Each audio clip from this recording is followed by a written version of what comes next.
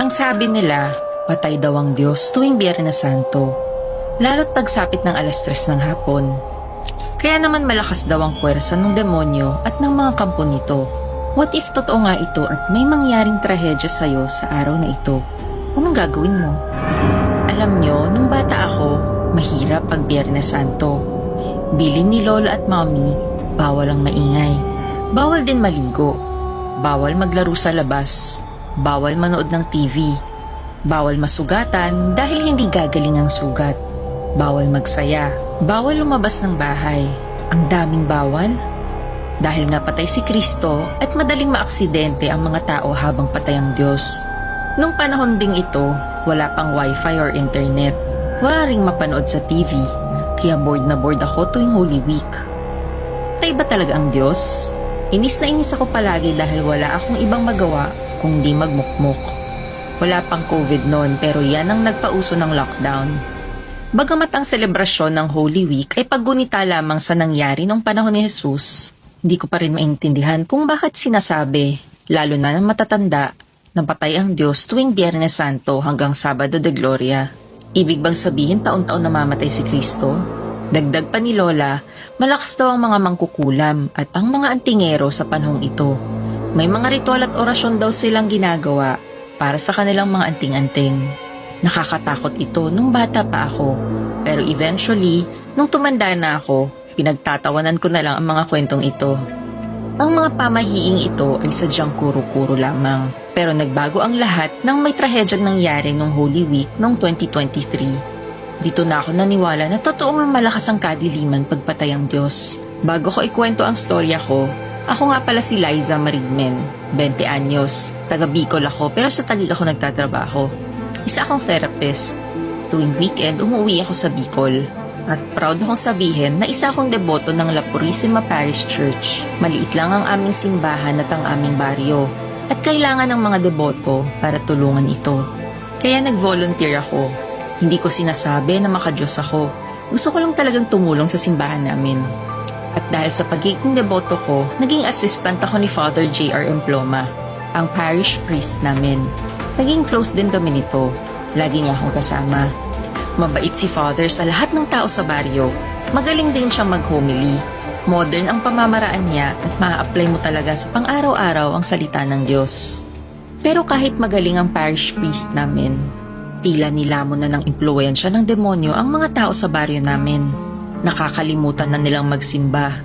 Mas pinipili na nilang lumabas at mag-inom o di kaya'y tatamarin na lang at pipiliin pang mag-cellphone sa bahay. Kinalimutan na nila na dapat nagbibigay tayo ng oras para kay Kristo at magsimba at magdasal, lalo na pag Holy Week. Hindi ba dapat magpepenitensya tayo? Mag-reflect sa ating mga kasalanan at magkumpisal. Pero sa halip, marami sa atin ay nag-outing na lang, nagbabakasyon. Tama ba yon? Tinawag pa naman tayong Catholic country pero madami sa atin ay mga ipokrito. Kaya isa ito sa mga problema namin ni Father Emploma sa La Purisima Parish. Konti na lang talaga ang mga taong nagsisimba. Pero nagbago ang lahat sa araw ng Huwebes Santo noong 2023. Iilan lang sa amin ang nasa simbahan noon. May pabasa ng pasyon. Salitan kami mga deboto sa pagbabasa. Pero biglang natigil ang pabasa nang may isang misteryosong matanda na pumasok sa simbahan. Nakasuot siya ng damit na pangmonghe. Luma na ang damit niya. Mukhang marami nang napuntahan ng mongheng pari na ito. Wala din itong suot na tsinelas o sapatos. Nakapaalang siya. Nagtaka ang lahat at bakit may naligaw na paring monghe sa aming parish. At sakto, sa mahal na araw pa. Kung di mo alam kung ano ang monghe, sila ay mga paring mas piniling manirahan sa liblib na lugar at tuluyan ng iwanan ang makamundong buhay at nanirahang mag-isa. Kadalasan ay sa isang monasteryo sila nakatira. Inaalay nila ang buong buhay nila sa pagdarasal lamang. Kadalasan, mga Franciscans o Dominicans ang Catholic order nila. Nagtaka ang lahat at bakit may naligaw na monghe sa aming parish. Nilapitan siya ni Father Emploma at binati ito. Tila pagod na pagod ang matandang monghe. Kaya inakay ito ni Father Emploma sa silya. Humingi ng tubig ang matanda. Naubos niya kagad ang isang bote ng mineral water at humingi pa ito ng dagdag na tubig. Gutom na rin daw siya, kaya pinakain na rin namin ito. Nang matapos itong kumain, tinanong siya ni Father Emploma. Ako nga pala si Father Emploma. Nabusog naman po ba kayo, Padre? Kung kulang pa yan, magpapabili pa ako ng pagkain. Ayos lang ako, anak. Salamat sa tulong niyo sa akin. Pasensya na at madami akong nakain. Ilang araw na din kasi akong nasa daan. Ayos lang po, Padre. Ano po pala ang pangalan niyo? Pasensya na, Iho, at di ako nagpakilala. Ako nga pala si Padre Juan Garcia, isang Franciscan monk. Bakit po kayo nadayo sa aming maliit na simbahan? Nagpepenitensya kasi ako at naglalakad ng nakapaa. Papunta ako sana sa kabilang baryo, sa baryo ng Concepcion. Mahabang lakad din po yun, Padre. Baka abutan na kayo ng gabi sa daan yan. Okay lang ba, Iho? At dito muna ako tumuloy sa simbahan mo. Pwede din ko kayo tulungan sa mga gagawin nyo para sa Holy Week. Aba, oo naman po. Welcome na welcome po kayo dito. Wala nga po kami masyadong aktibidades ngayong Holy Week Dahil po madami sa bayan namin ang hindi nagsisimba.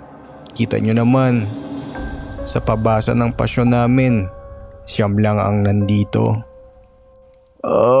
Ganun ba? Dapat nagbabalik loob sa Diyos ang mga tao, lalo na ngayong mahal na araw. Huwag kang magalala, Father Emploma. Ako ang bahala. Yan na lang ang tulong ko sa pagiging matulungin nyo sa akin. Biglang tumayo si Padre Garcia at mabilis naglakad palabas ng simbahan. Pinagmasdan niya ang paligid ng simbahan. May ilang tao at sasakyan ang nasa daan. Meron ring ilang street vendors sa labas na nagtitinda. Pagkatapos ng ilang sandali, nagulat kami at biglang sumigaw ang matanda. Sigaw nito, Hoy! Mga Katolikong hipokrito ng bayan ng San Roque! Makinig kayo! Hindi nyo ba alam na namatay si Kristo para sa mga kasalanan nyo? Mga wala kayong utang na loob! At simple lang naman ang pagsisimba at hindi nyo pa magawa? Pues, papakitaan ko kayo na buhay si Kristo sa akin. Nagulat kami sa mga salitang binitawan ni Padre Garcia. Ngayon lang ako nakarinig ng paring ganito magsalita. Hinila ni Padre Garcia ang mga tao sa labas at pinapunta malapit sa simbahan. Tinanong niya isa-isa ang mga karamdaman nito. Ang sorbetero na si Manong Elias ang unang lumapit. Iika-ika si Manong Elias habang papalapit kay Padre Garcia. Nahihirapan itong lumakad dahil nabundol siya ng isang jeep nung nakarang taon. Hindi na kinaya ng ospital na pagalingin ang paa nito, kaya ito iika-ika. Hinawakan ni Padre Garcia ang mga hita nito at ang mga paa at nagdasal. At matapos ang ilang sandali, namangha ang lahat dahil hindi na ito iika-ika at normal nang maglakad. Tuwang-tuwa si Manong Elias, tumakbo at lumundag ito ng paulit-ulit. Namangha ang lahat sa kapangyarihan ni Padre Garcia. Sino ang mag-aakala na ang misteryosong monghe na ito ay isa palang faith healer? Isa itong mirakulo na pinagkaloob ng Diyos sa aming bayan. Nang makita ng mga tao ang nangyari kay Manong Elias, nagsidayo na ang mga tao sa simbahan. Naguunahan pa nga sa pila. Ang mga iba namang saksi sa mirakulong ginawa ni Padre Garcia ay nagsiuwi sa kanilang mga bahay at dinala ang mga kapamilya nilang may sakit pabalik sa simbahan. Tinuloy namin ang pabasa ng pasyon at unti-unting napuno ang simbahan. Halos maiyak si Father Emploma sa eksenang ito. Hindi na raw kasi niya matandaan kung kailan pa napuno ang simbahan ng ganito. Higit 1 dekada na raw ang nakalipas sa tansya niya. Agad namang pumunta si Father Emploma at binuksan ang confession booth at nagpakumpisal ito sa mga may gusto. At habang may pabasa, si Padre Garcia naman ay patuloy sa pagpapagaling ng mga tao sa bayan namin. Ang mga bulag ay nakakakita na. Gumaling na ang may mga cancer. At lahat ng uri ng sakit ay nagamot ni Padre. Grabe ang kapangyarihan na meron si Padre Garcia. Para siyang si Kristo na bumalik sa lupa. Naisip ko rin na tiyak, magiging santo itong si Padre Garcia. Madami rin ang nag-post ng mga videos niya sa social media. Kaya pati ang mga kabilang bayan ay dumayo na sa simbahan namin. Nakakatuwa at nagbalik loob na ang mga tao sa Diyos. Ito talaga ang essence ng Holy Week. Pero naiisip ko rin, bakit kailangan pa nilang makakita ng mirakulo para lang magbalik loob? Hindi ba ang araw-araw na buhay tayo ay isang mirakulo na? Hindi tayo pinapabayaan ng Diyos sa araw-araw nating pakikibaka sa mundong ito. Dapat naiisip natin na iyon ang biyaya din ng Diyos. Pero wala akong magagawa. Ganyan talaga mag-isip ang mga Pilipino. Inabot na kami ng gabi at patuloy pa rin ang pagdagsa ng mga tao sa simbahan. Pero nakikita kong pagod na si Padre Garcia at Father Emploma. Lalo na si Padre Garcia. Matanda pa naman ito. Mamaya, mapagod ng husto at kung mapaano na. Kaya inawat ko na ang mga tao at ipinasok sa loob si Padre Garcia. Sabi ko sa kanila na bumalik na lang bukas para sa prosesyon at sa misa. Marami ang nagalit pero wala silang magawa at nagsiuwian na rin sa kanilang mga bahay-bahay. Halos hating gabi na kami nakapaghapunan sa simbahan. Naghanda ng masasarap na pagkain si Father Emploma. Tuwang-tuwa siya sa nangyari ng araw na iyon. Kahit pagod, maraming nagbalik loob sa Diyos. Isang mirakulo daw ang pagdating ni Padre Garcia sa simbahan namin. At ito ang pasasalamat niya kay Padre Garcia. Marami namang nakain si Padre Garcia. Tila binawi ang pagod niya. Kinabukasan, Biyernes Santo, araw na patay si Kristo. Dinagsauli ng taong bayan ng prosesyon. Ginaya din nila ang naglalakad na nakayapak na si Padre Garcia. Nagpepenitensya din sila. At nung nagmisa ang dalawang pare, punong-puno uli ang simbahan. Umaapaw ang mga tao hanggang sa labasan. At pagkatapos ng misa, nagpakumpisal uli si Father Emploma at nanggamot uli si Padre Garcia.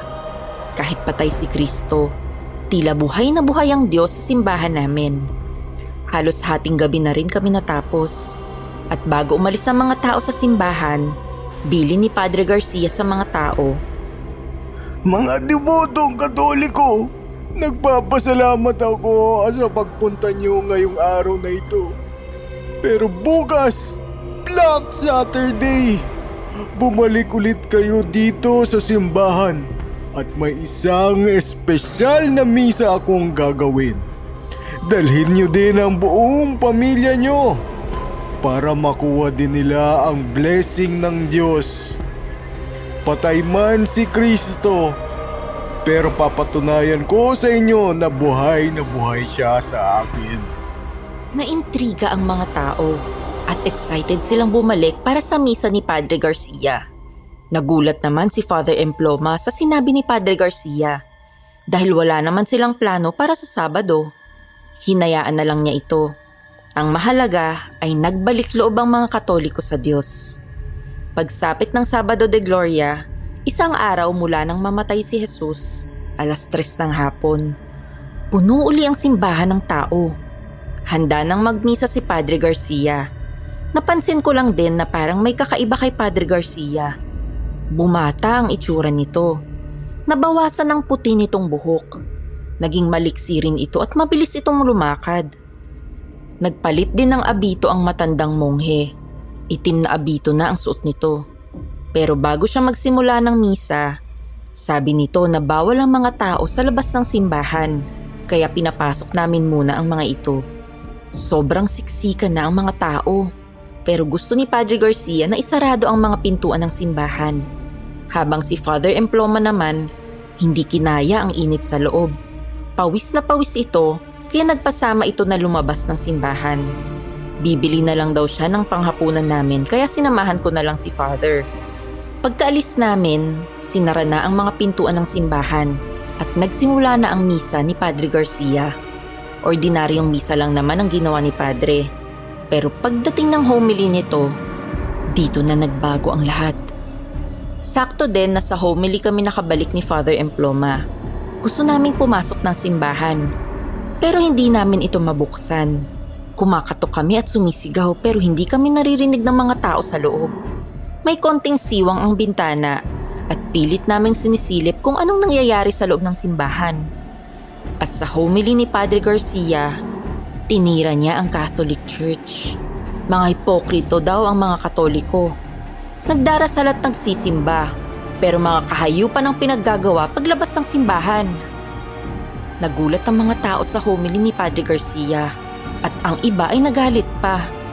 Hindi ko maintindihan bakit to sinabi ni Padre. Gusto niya bang sermonan ng mga tao? Maya-maya pa, dumiretso ito sa may gitna ng altar. Tinaas nito ang kamay niya at biglang nagkaroon ng sunog sa loob ng simbahan. Binalot ng hiyawan at iyakan ng buong simbahan. Walang matakbuhan ng mga tao dahil sa sobrang siksikan dito. Nakakatindig balahibo ang mga naririnig ko habang nasusunog ang mga tao sa loob. Ngayon lang din ako nakakita ng mga taong nasusunog ng buhay.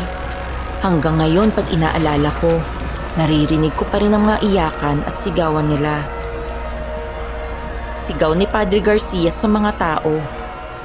Patay! Patay ang Diyos niyo! Ngayong wala si Kristo, kaya ba kayong iligtas nito ngayon? Sino ang liligtas sa inyo? Ngayon magdusa kayo sa apoy ng impyerno. Sinusubukan pa rin naming buksan ang mga pintuan, pero wala kaming magawa ni Father Emploma. Mabilis kumalat ang sunog at tinupok ang buong simbahan dahil luma na rin ito. 366 ang bilang ng mga taong nakulong at namatay sa loob. Sinubukan din naming maghanap ng survivor sa sunog, pero walang naiwang buhay. Sunog ang lahat. At ang nakakapagtaka sa trahedyang ito ay hindi alam ng mga bumbero kung paano nagsimula ang sunog. Hinanap din namin ang bangkay ni Padre Garcia, pero hindi ito makita. Isang malaking palaisipan sa amin ang trahedyang ito. Bakit ito ginawa ni Padre Garcia? Sino ba talaga siya? At paano nagsimula ang sunog sa simbahan? Halos mabaliw si Father Emploma sa trahedyang nangyari sa pagkasunog ng La Purisima Parish Church. Maski siya ay hindi alam kung saan kakapit. Nakipag-coordinate naman si Father sa Order of the Franciscans Monks. At hindi daw nila kilala si Padre Juan Garcia. Inubos ni Father Emploma ang oras niya para sa pag-iimbestiga sa misteryosong paring ito. Hindi na siya makakuha ng maayos na pahinga at tulog dahil sa depresyon. Naririnig niya raw ang mga sigaw ng mga taong nasusunog at nakikita ang mga mukha nila sa panaginip. Nagsimula na rin itong uminom ng pasikreto.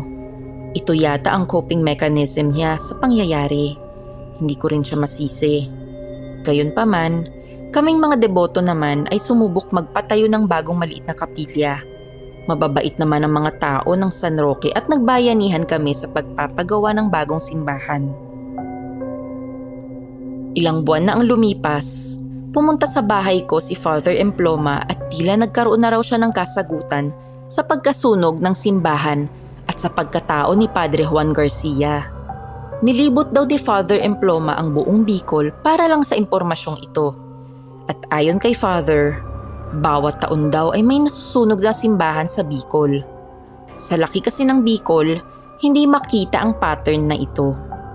Pero dahil sa tiyaga ni Father Emploma, nakita niya ang detalyeng ito. Nasunog daw ang San Alvaro Parish noong 2022, San Jeronimo Parish noong 2021 at marami pang iba. Kinuha din daw ni Father Emploma ang CCTV footage tuwing Holy Week bago ang pagkasunog ng mga simbahan. Yung ibang simbahan ay walang nasalba tulad ng nangyari sa amin. Pero may nakuha siyang 2 footages ng simbahan. At hulaan niyo kung sino ang dumating ng Huwebes Santo. Walang iba kung hindi si Padre Juan Garcia. At parehong-pareho ang modus nito. Gagawa ng mirakulo para mapuno ang simbahan. At pagsapit ng Sabado de Gloria, dito na niya susunugin ang mga tao. Ang tanong, sino ba si Padre Juan Garcia? Pari ba talaga ito? O isa ba siyang mangkukulam? O baka naman isang hindi matahimik na kaluluwa? Sagot ni Father Emploma sa akin, hindi na raw isang espiritu lang ang paring ito, kung hindi isang demonyong espiritu. Puno ng galit at paghihigante. Alam na rin daw ni Father kung sino ba ito talaga. Ayon sa mga lumang Spanish text ng mga simbahan sa Bicol, si Padre Juan Garcia ay isa sa mga kauna-unahang paring Indio nung panahon ng Kastila, 736 to be exact. Dahil ayaw ng mga fraile na may isang Indyong pare, lagi daw itong inaapi sa simbahan. Pero dahil mabuting pare si Padre Garcia, hinahayaan niya lang ito. Ang sabi-sabi rin daw, natitipuhan ng isang fraile ang dalagang kapatid ni Padre Garcia. Ngunit isang gabi, tila napuno na raw ang mga Kastilang fraile sa kanya at may balak na masama sa pamilya nito. Sinugod daw ng Guardia Civil ang bahay ni Padre Juan Garcia. Pinatay daw ang mga magulang nito. Inangkin din ng mga fraile ang lupain nila Padre Garcia at ang pinakamalala, kinulong ang kapatid niyang si Elena sa simbahan at pilit na pinagsamantalahan ng mga fraile ang dalaga. Sa galit ni Padre Garcia, pumunta daw ito sa mangkukulam at sakto Biyernes Santo ito at humingi ng tulong. Dahil mas malakas daw ang kulam pagpatay ang Diyos, inalay daw ni Padre Garcia ang buhay at kaluluwa nito sa kadiliman para makapaghigante sa mga fraile at sa buong Catholic Church. Nagtagumpay naman ito sa paghihigante sa fraile dahil sinunog niya ang mga ito sa simbahan nila dito sa Bicol. Yun nga lang, hindi matahimik si Padre Garcia at taon-taon na niya itong ginagawa sa mga simbahan ng mga Katoliko. At kaya daw hindi makita ang katawan nito ay dahil sumanib ito sa isang tao bago niya gawin ang panununog. Ito daw ang sumpa ni Padre Garcia. Hanga ako sa tiyaga ni Father Emploma para lang maimbestigahan ang masamang espiritu na ito. Pumunta kami sa police station para ilahad ang mga nalalaman namin. Pero tinaboy kami at sinabihang baliw na raw itong si Father Emploma. Sa bagay, sino nga ba naman ang maniniwala sa multo? Pero ako kasi, nakita ko ng personal ang ginawa ni Padre Garcia. Kung nakita din nila ito, tsaka ko maniniwala sila. Pero hindi nawala ng pag-asa si Father Emploma. Meron daw siyang plan B kung hindi tutulong ang otoridad. Pumunta ito sa Maynila para hanapin ng isang magaling na exorcist. Si Father Remus Baldonaza daw ito. Humingi ito ng tulong para puksain ng demonyong si Padre Garcia. Pumayag naman ito. At nung Holy Week ng 2024, handa na kami para hanapin si Padre Garcia. Binilin din ni Father Emploma sa lahat ng simbahan sa Bicol na pag nakita nilang isang paring monghe na nasa larawan na kanilang binigay, tawagan daw siya kagad. At gaya ng inaasahan, sumulpot din ang hayop na paring ito nung Huwebes Santo ng 2024. Sa San Teodoro Parish Church niya ginawa ang modus niya. Nagmirakulo para dumami ang tao. At niyaya ang mga ito para sa espesyal niyang misa sa Black Saturday. Lingid sa kalaman ni Padre Garcia, na itimbre na sa amin na nandun siya. Pagsapit ng Sabado de Gloria, naghanda na si Padre Garcia para sa misa niya. Pero takang-taka siya at walang tao sa San Teodoro Parish Church. Ako, si Father Emploma, at si Father Remus lang ang laman ng simbahan. Nilock din namin ang mga pintuan ng simbahan. Nagulat siya nang makita kami. Sabi nito, Ano to? Gaganti kayo, Father Emploma? Hindi ba dapat patay na kayo? Pinatay ko kayo nung nakaraang taon. Pero sige, kung nakatagas kayo ngayon ay katapusan nyo na. Dahil wala kayong magagawa at patay ang Diyos nyo. Hindi kayo tutulungan nito. Diyan ka nagkakamali, demonyo ka. Dahil ang Diyos namin ay buhay sa aming puso at isipan. Tumabi ka dyan, Father Emploma. Ako na ang bahala sa hinayupak na ito. nagliyab ang kamay ni Padre Garcia pero bago pa ito makagawa ng kung ano, mabilis na tumakbo si Father Remus papunta sa kanya at binasbasan ito ng holy water. Dito na nasunog ang demonyo. Nagdasal naman si Father Remus. Exorcisamos te omnis imundus spiritus, Badrero Satana, Inome Jesus! Inome Jesus! Tumagal din ng 1 oras ang pagdarasal ni Father Remus at habang patuloy na nasusunog si Padre Garcia, wala itong magawa. Hanggang sa bigla na lang itong naglaho. Ang tanging naiwan na lang ay ang abo ng isang tao. Ito ang sinapian ng demonyo. Laking ginhawa ang naramdaman ko at nabilib sa magaling na pag-exercise ni Father Remus. Pero sabi ni Father Remus sa amin, Huwag kayong matuwa, Liza at Father Emploma. Tandaan nyo, ang exorcism ay sakramento lamang sa pagtaboy sa demonyo sa katawan ng tao. Tiyak ako, babalik ang demonyong ito sa susunod na mahal na araw. Nangamba ako sa sinabing ito ni Father Remus. Natahimik kami. Maya-maya pa, sabi ni Father Emploma, turuan daw siya ni Father Remus kung paano ang tamang exorcism at gagawin niya ito hanggat buhay pa siya para iligtas ang mga deboto ng Bicol mula sa demonyong ito. Hanga talaga ako sa katapangan ni Father Emploma. Kaya ngayong Holy Week, kahit nag-aalala ako at baka biglang bumalik si Padre Garcia at maghasik na naman ng lagim, hindi ako natatakot dahil nandyan si Father Emploma. Kahit Biyernes Santo pa yan at patay ang Diyos.